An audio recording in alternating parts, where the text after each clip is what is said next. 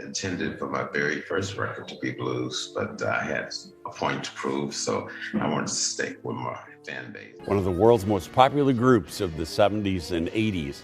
Unconfirmed reports say that Tito suffered a seizure yesterday during a road trip. A longtime friend of the Jackson family says. Do you still remember the one who was always called Michael Jackson's brother, yet rarely called by his real name? The man who held the first guitar in the legend of the Jackson 5, who always stood slightly to the left of the stage, half a step behind the spotlight, making sure every rhythm never slipped out of sync. None other than Tito Jackson, a name that once laid the foundation for the greatest musical empire in America, only to be consumed and forgotten by that very same empire. While the other members went on to tour gold records, documentaries, and wax statues, he retreated to an old house in Encino, living in silence for nearly 3 decades, with no visitors and no one ever asking why. And then, just hours after he decided to leave that house and start anew elsewhere, he collapsed on the freeway, dying in silence, without a single family member by his side. So what was in that house that kept him from leaving for 30 years? And why, when he passed away, did no one in the family speak up? Why did no TV channel offer even a minute of tribute?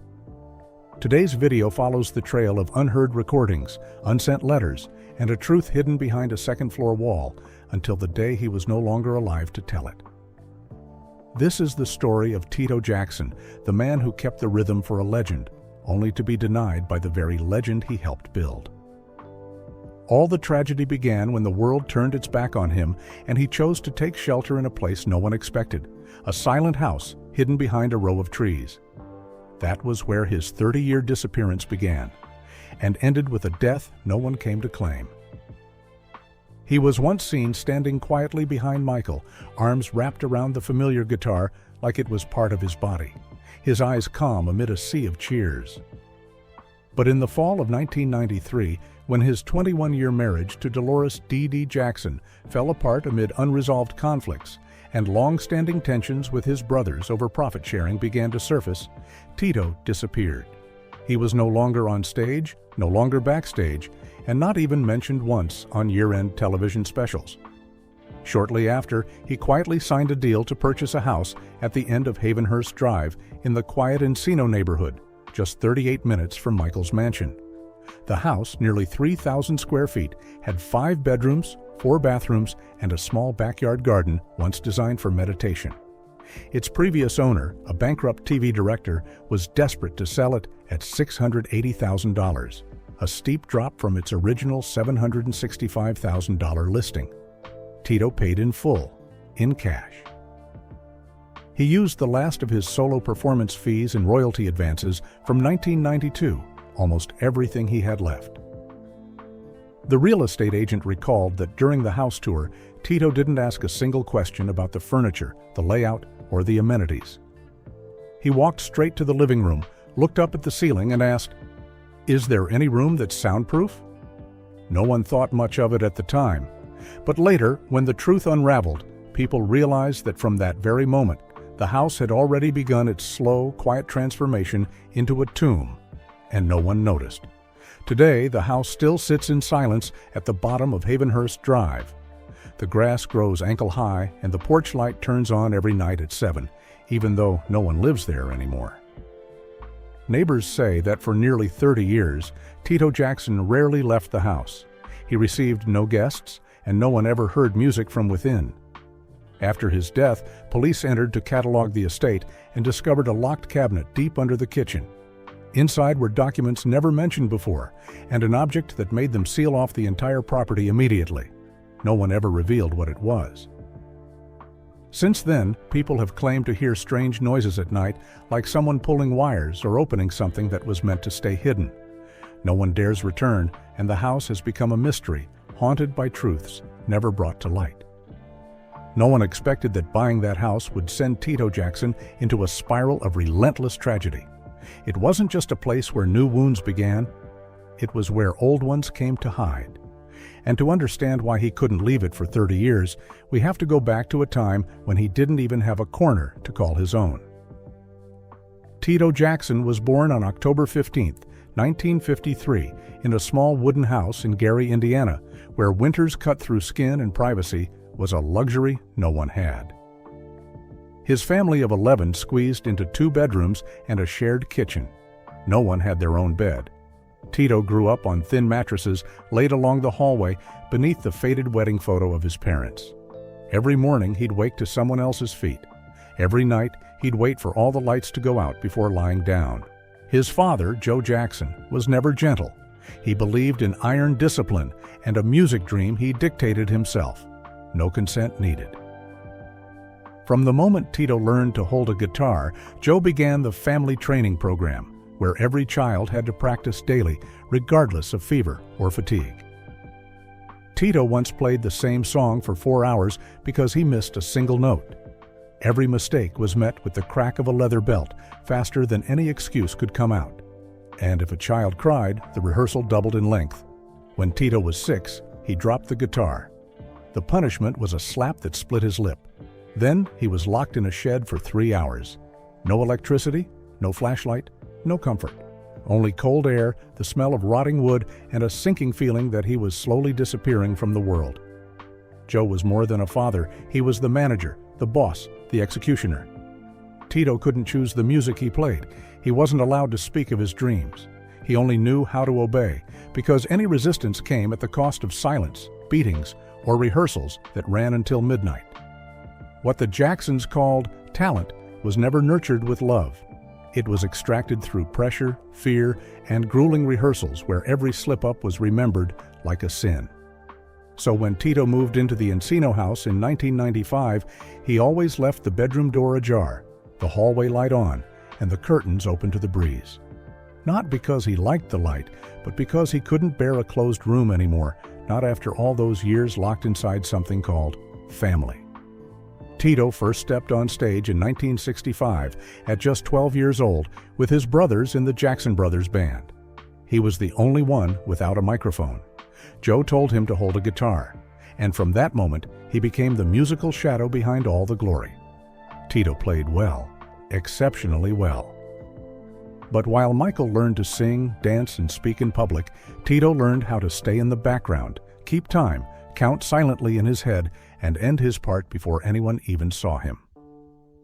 In 1969, the Jackson 5 signed with Motown. America hailed them as a phenomenon. Michael was the lead singer. Jermaine did harmonies. Marlon danced, Jackie spoke, and Tito? He began each song with a few crisp guitar notes. No applause, no name mentioned. For a decade, he wasn't allowed to sing solo, write lyrics, choose music, or sign a solo deal with any label. Even when he helped shape the iconic sound of hits like I Want You Back or Dancing Machine, his name came after everyone else's. When the album Victory dropped in 1984, the group was at its peak. It sold over 7 million copies worldwide.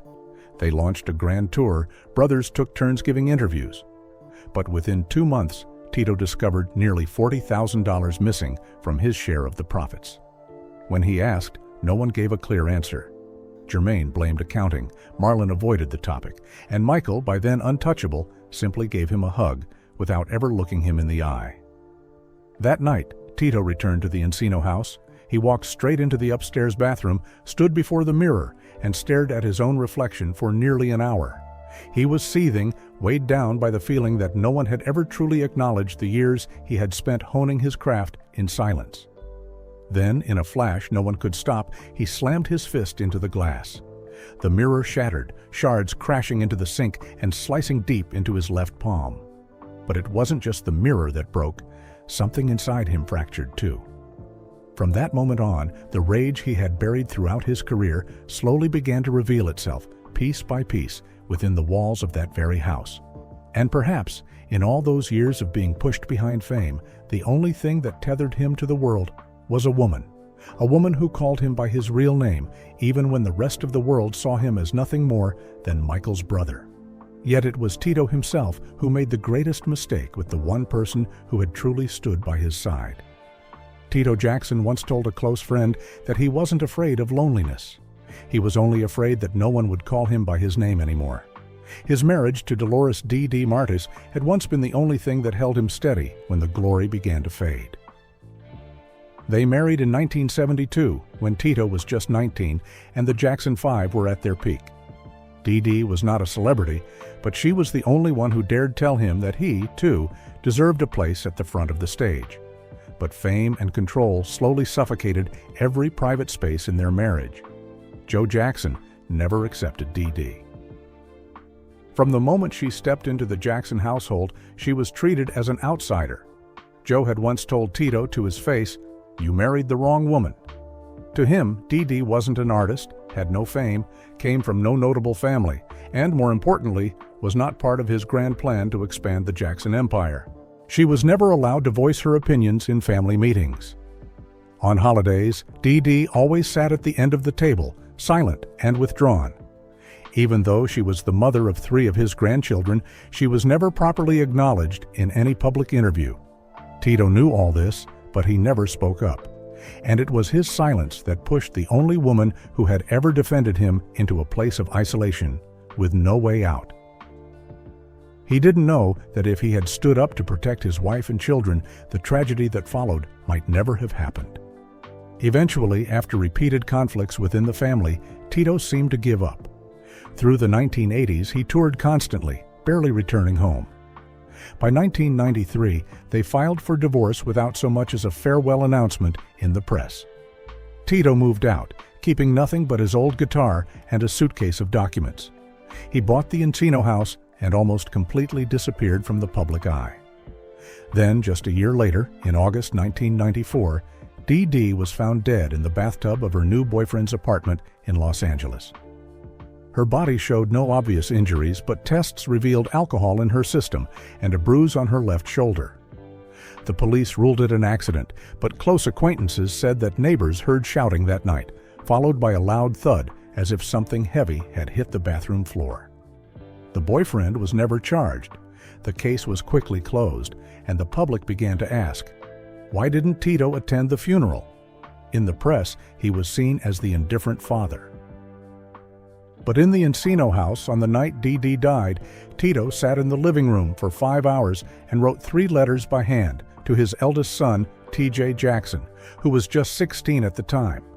He used a blue pen, placed all 3 letters in a single envelope, and sent them through an old friend, so they wouldn't be blocked by Dee's family.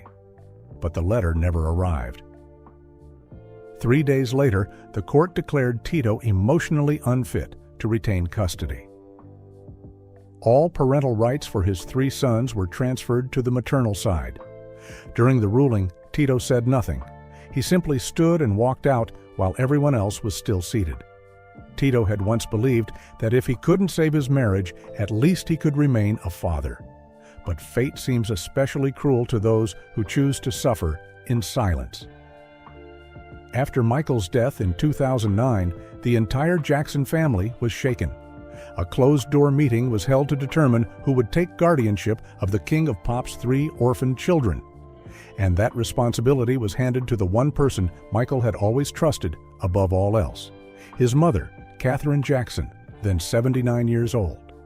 She was the family's anchor, the only woman who could calm Michael in his wildest years, and the shield the Jacksons turned to as the last protector of their past.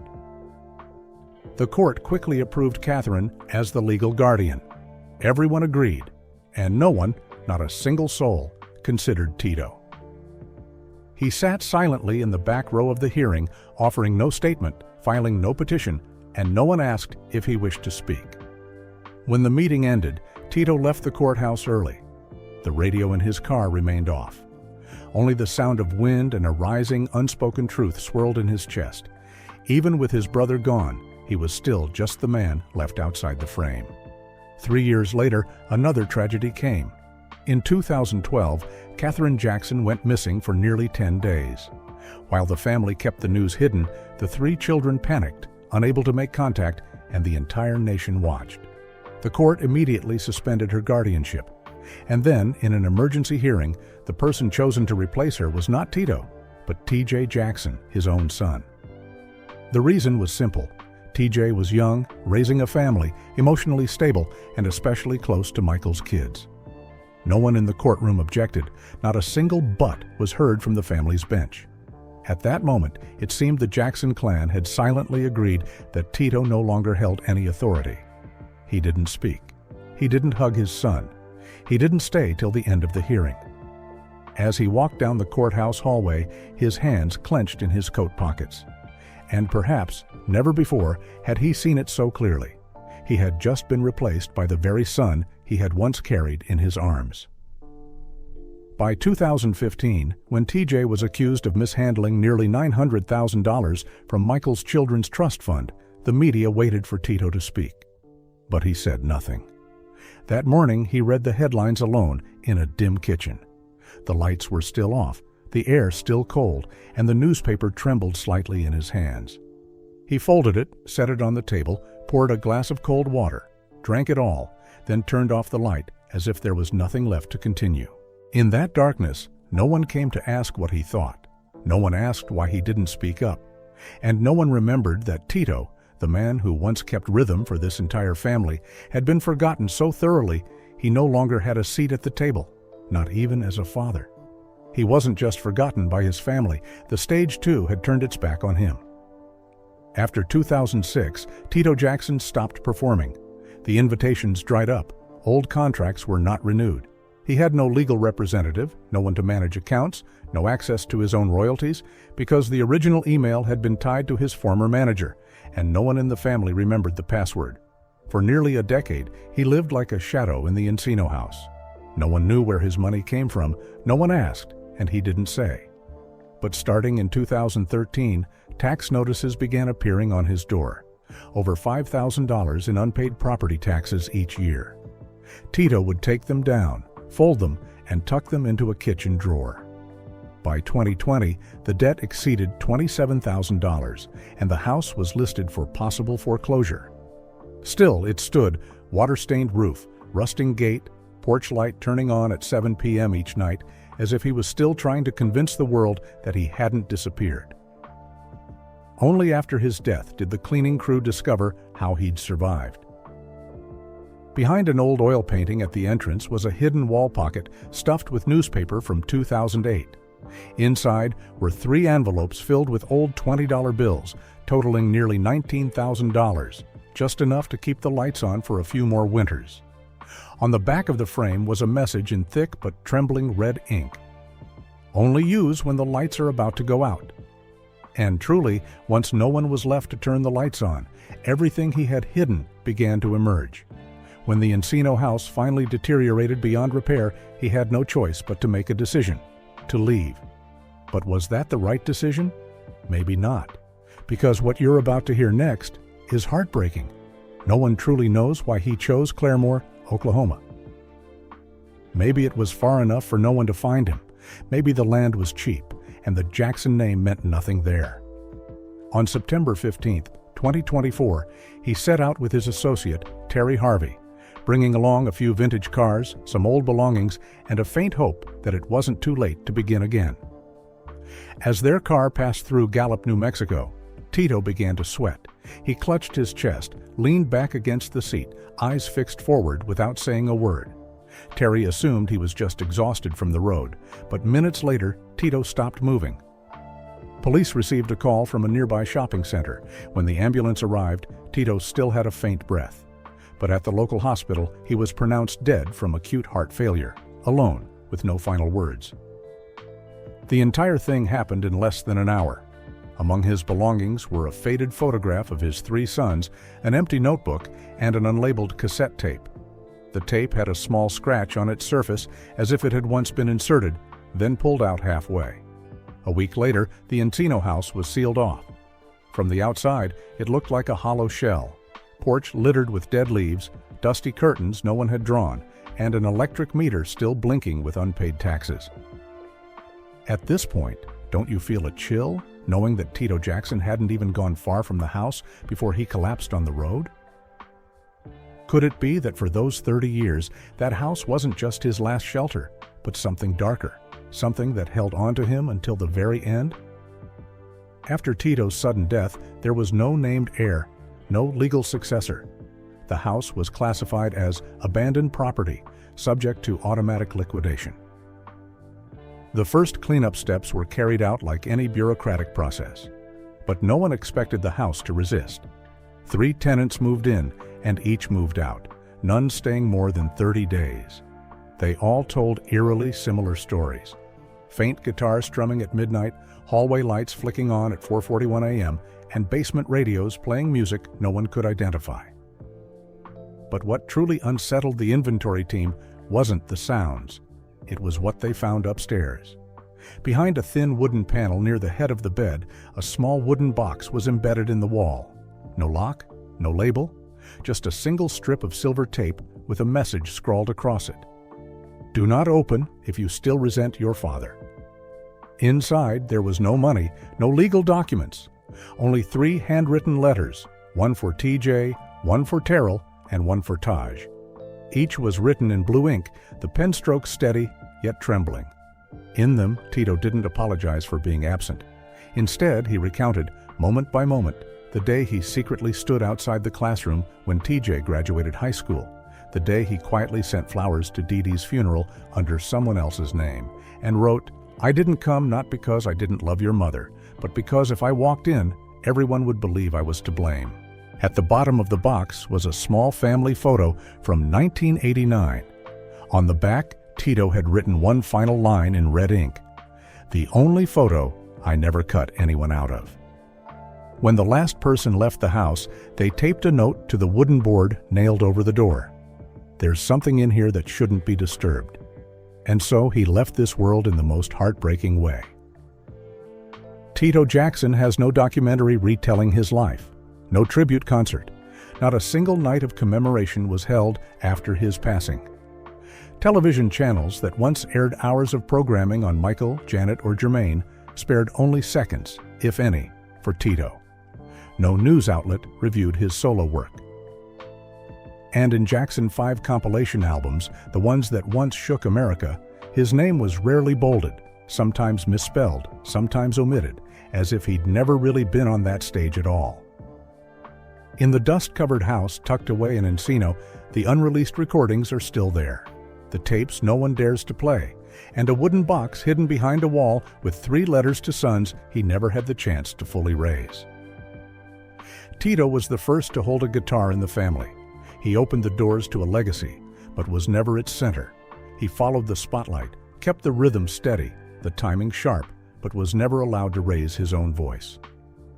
And as the legends one by one carved their names into history, he quietly stepped away, recorded alone in a basement, lived on cash stashed behind paintings, and died on a highway with no one by his side, no name mentioned, no official statement from any cultural institution. So what do you think of Tito, the man who held the beat for an entire musical dynasty, only to be the first forgotten when the lights went out? Do you think he chose exile, or was it our indifference that pushed him into the shadows? And what hurts more, to live unnoticed or to die unnecessary? Leave your thoughts in the comments below, because maybe, just maybe, people like Tito Jackson deserve to be remembered, at least once more.